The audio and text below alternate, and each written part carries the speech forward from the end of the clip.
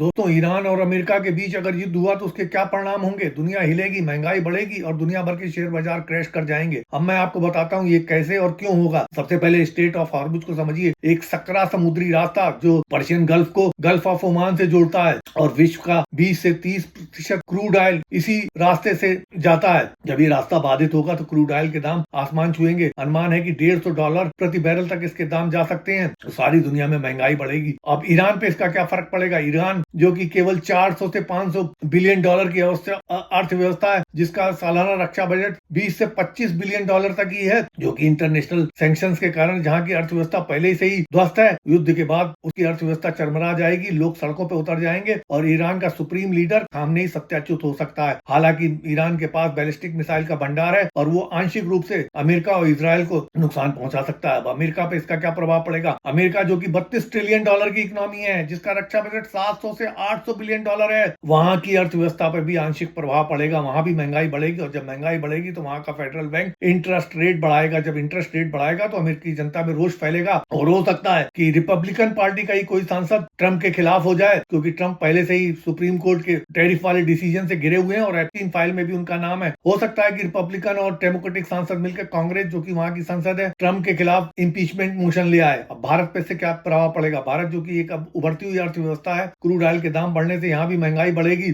और अर्थव्यवस्था पे प्रतिकूल प्रभाव पड़ेगा। दोस्तों, अगर मेरा ये विश्लेषण आपको पसंद आया हो तो मेरे वीडियो को लाइक करिए, शेयर करिए और सब्सक्राइब करिए। धन्यवाद। जय हिंद।